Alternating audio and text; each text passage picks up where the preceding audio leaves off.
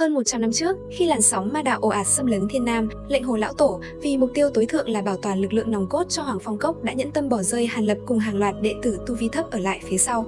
Trong mắt vị Nguyên Anh Lão Tổ lúc bấy giờ, những đệ tử luyện khí hay trúc cơ ấy chỉ là những con tốt thí, đóng vai trò lực lượng cản bước truy binh để đại lực lượng tông môn kịp thời rút lui. Thế nhưng, hơn 100 năm sau, bánh xe số phận đã xoay chuyển một cách đầy bất ngờ. Vị Nguyên Anh Lão Tổ từng cao cao tại thượng, một tay che chở cả tông môn năm xưa, giờ đây lại chủ động hẹn gặp Hàn Lập trong một trà lầu vắng vẻ, tự tay rót cho người đệ tử bị bỏ rơi năm nào một chén linh trà tỏa hương nghi ngút. Lão khản giọng đưa ra một lời mời ngỡ như vô lý, nhưng lại chứa đựng bao sự cay đắng. Hàn đạo hữu, liệu có nguyện quay về Hoàng Phong Cốc đảm nhiệm chức vụ đại trưởng lão không? Thế nhưng, đây vẫn chưa phải là tình tiết bùng nổ nhất của tập phim. Ngay sau khi bị Hàn Lập thẳng thừng từ chối lời đề nghị gánh vác tông môn, lệnh Hồ Lão Tổ đã tung ra lá bài tẩy cuối cùng. Lão trao lại 3 món trấn bảo tích góp cả đời để đổi lấy 3 lần ra tay cứu giúp Hoàng Phong Cốc khi gặp nguy biến. Chưa dừng lại ở đó, vừa bước chân ra khỏi trà lầu, Hàn Lập đã tiếp tục gặp lại Nam Lũng Hầu, kẻ tưởng chừng đã ngã xuống trên mộ lan thảo nguyên. Chính nhân vật này sẽ hé lộ bí mật chấn động về 2 chiếc nhẫn đen mang tên Lưỡng Nghi Hoàn, chìa khóa mấu chốt để tiến vào Trụy Ma Cốc, hiểm địa số 1 Thiên Nam. Và không úp mở nữa, ngay bây giờ, hãy cùng kênh YouTube Review 5 phút Pro đến với những diễn biến hấp dẫn nhất trong tập 185 Phàm Nhân Tu Tiên các bạn nhé. Ở cuối tập trước, ngay sau khi buổi bàn việc đại sự kết thúc, Hàn Lập bất ngờ nhận được một luồng truyền âm riêng biệt từ một người quen cũ. Lữ sư huynh và Hỏa Long đồng tử với bản lĩnh sành sỏi lập tức đoán ra người âm thầm mời hắn không ai khác, chính là lệnh Hồ Lão Tổ của Hoàng Phong Cốc. Nguyên nhân đằng sau cuộc gặp này vô cùng thực tế và khốc liệt. Hiện nay, thọ nguyên của lệnh Hồ Lão Tổ đã cạn kiệt đến những năm tháng cuối cùng, mà Hoàng Phong Cốc ngoảnh đi ngoảnh lại vẫn chẳng có lấy một tu sĩ Nguyên Anh thứ hai đủ sức kế thừa. Trong thế giới tu tiên đầy quy luật cá lớn nuốt cá bé, một tông môn cho dù đông đệ tử đến đâu, sở hữu bao nhiêu linh mạch dạt dào hay chân bảo vô giá cũng không quyết định sự sinh tồn bằng việc có tu sĩ cấp Nguyên Anh tọa chấn hay không. Tu sĩ Nguyên Anh chính là chiếc đòn bẩy sức mạnh và là lá chắn sinh tử của cả tập thể. Một khi lệnh Hồ Lão Tổ tọa hóa, toàn bộ địa bàn và tài nguyên tu luyện của Hoàng Phong Cốc sẽ lập tức trở thành miếng mồi ngon cho các thế lực xung quanh tranh giành. Nhẹ thì bị ép nhường sơn môn linh địa, nặng thì toàn bộ cấu trúc tông môn sẽ sụp đổ hoàn toàn. Nhìn lại cuộc gặp gỡ năm xưa, vị thế của cả hai giờ đây đã hoàn toàn đảo ngược một cách triệt để. 100 năm trước, lệnh Hồ Lão Tổ chỉ cần phất tay ra một câu mệnh lệnh ngắn gọn là đã định đoạt sinh tử của hàng trăm đệ tử như Hàn Lập, nhưng hôm nay, người ngồi ở thế chủ động, nắm quyền lựa chọn hoàn toàn lại là Hàn Lập.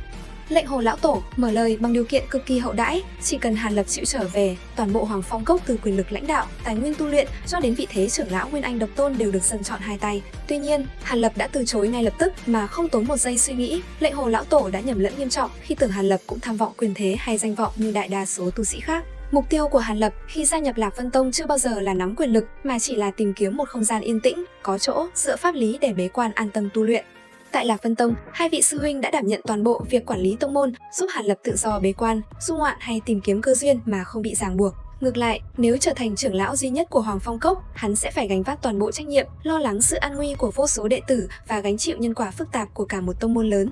Có thể nói, câu trả lời dứt khoát của Hàn Lập không hề xuất phát từ lòng thù hận cá nhân hay sự hẹp hòi, mà là sự tỉnh táo tuyệt đối trong tâm đạo của một tu sĩ cầu trường sinh năm xưa. Ông vì sự sinh tồn của tông môn mà từ bỏ tôi, thì ngày nay tôi cũng sẽ không vì giải cứu tông môn của ông mà làm thay đổi con đường tu đạo của chính mình. Nhận thấy cờ quyền lực và địa vị không thể lay động được tâm trí kiên định của Hàn Lập, lệnh Hồ Lão Tổ buộc phải nhanh chóng thay đổi quân bài tẩy. Lão đưa ra phương án thứ hai mang tính thực tế hơn rất nhiều. Hàn Lập không cần gia nhập Hoàng Phong Cốc, cũng chẳng cần mang danh trưởng lão. Chỉ cần sau khi lão tọa hóa, trong phạm vi khả năng cho phép, Hàn Lập ra tay giúp đỡ Hoàng Phong Cốc 3 lần lúc lâm vào nguy cơ diệt vong. Đổi lại, lệnh Hồ Lão Tổ sẽ lập tức giao ra 3 món trọng bảo tích góp cả đời của mình. Lần này, Hàn Lập đã gật đầu chấp thuận. Đây chính là cách thức hợp tác mà hắn quen thuộc và cảm thấy an tâm nhất. Cái giá đưa ra rõ ràng, trách nhiệm có giới hạn cụ thể, nhân quả sòng phẳng sạch sẽ. Hắn không cần phải gánh vác tương lai dài lâu của cả một tập thể, mà chỉ hứa ra tay giúp đỡ 3 lần trong khả năng của bản thân. 3 món bảo vật quý giá lần lượt được lệnh Hồ Lão Tổ đưa ra trao đổi. Cổ bảo Lam Quang Thuẫn, đây là món cổ bảo phòng ngự cực phẩm, sở hữu uy lực chuyên khắc chế các đòn tấn công thuộc tính hỏa dũng mãnh. Yêu đan thiết xích điêu cấp 7, chiến lợi phẩm vô cùng hiểm hóc mà lệnh Hồ Lão Tổ đã phải thâm nhập sâu vào mộ lan thảo nguyên năm xưa mới săn bắt được. Dù vậy, với một người đã quen thuộc với nhiều yêu đan cao cấp như Hàn Lập, viên yêu đan này chỉ được xem như món quà kèm theo cho đủ bộ. Thượng cổ ngọc phù màu đen, đây là món bảo vật thực sự thu hút toàn bộ sự chú ý của Hàn Lập. Tấm ngọc phù cổ xưa này ẩn chứa phù văn huyền bí đến mức lệnh Hồ Lão Tổ dành hàng trăm năm nghiên cứu sâu xa cũng chỉ mới diễn dịch và thi triển được một loại thần thông mang tên Huyền Hóa Quỷ Thủ. Khi được kích hoạt bằng linh lực, tấm ngọc phù biến hóa thành một bàn tay khổng lồ bốc cháy thứ âm hỏa màu đen vô cùng quỷ dị. Pháp bảo thông thường, nếu bị bàn tay này chộp chúng sẽ lập tức mất đi hiệu lực thần thông, còn đỉnh giai bảo vật cũng bị tổn hại linh tính nặng nề.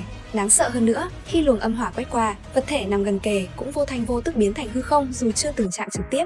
Tuy nhiên, thứ mà Hàn Lập thực sự nhắm đến không chỉ là uy lực hiện tại của quỷ thủ, mà chính là truyền thừa của tu phù đạo thượng cổ sâu thẳm ẩn giấu đằng sau tấm ngọc phù này. Với một tu sĩ thấu hiểu về phù văn như hắn, đây mới là kho tàng tri thức vô giá. Cuối cùng, Hàn Lập thu nhận 3 món bảo vật, đồng thời để lại 3 trận bàn do chính tay hắn dốc sức luyện chế. Khi Hoàng Phong Cốc đối mặt với hiểm họa diệt vong trong tương lai, đệ tử tông môn chỉ cần bóp nát trận bàn là có thể phát tín hiệu gọi Hàn Lập đến trợ giúp. Cứ thế, màn giao dịch kết thúc vô cùng êm đẹp, Lệnh Hồ lão tổ đã dùng toàn bộ di sản tích góp cả đời để mua lại 3 cơ hội sống sót quý giá cho tông môn, còn Hàn Lập giải quyết được món nợ nhân quả năm xưa một cách trọn vẹn. Rời khỏi trà lầu, Hàn Lập lập tức làm theo chỉ dẫn tỉ mỉ trong ngọc giản của trưởng lão Thiên Cực Môn. Hắn tìm đến một cửa hàng tạp hóa nhỏ bé, không chút nổi bật giữa lòng thành phố. Thế nhưng, phía sau cửa hàng bình thường ấy lại ẩn giấu một mật đạo sâu hàng chục trượng dưới lòng đất. Xung quanh vách đá được bố trí cấm chế cách ly thần thức cực kỳ nghiêm ngặt.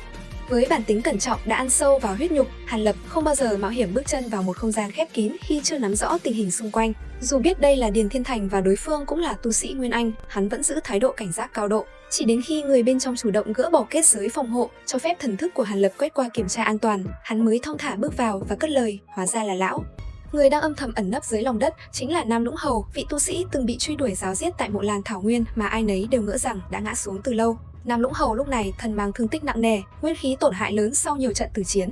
Thế nhưng, thái độ của lão khi đối diện với Hàn Lập đã thay đổi hoàn toàn so với trước đây, không còn sự trịch thượng hay coi thường của một tiền bối, mà thay vào đó là sự kiêng nể sâu sắc dành cho một tu sĩ Nguyên Anh trẻ tuổi vừa chính tay hạ gục đối thủ đồng cấp. Trong thế giới tu tiên rộng lớn, tuổi tác chưa bao giờ là thước đo, thực lực chiến đấu thực sự mới là ngôn ngữ duy nhất được tôn trọng.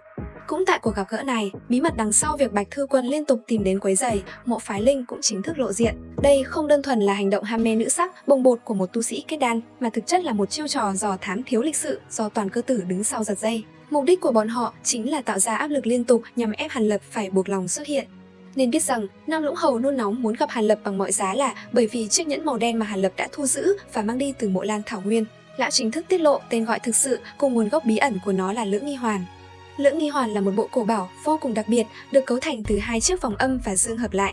Âm hoàn có khả năng tạo ra lớp màn chắn quầng sáng linh lực bảo vệ tu sĩ tuyệt đối không bị Bắc Cực Nguyên Quang xâm hại hay thiêu rụi.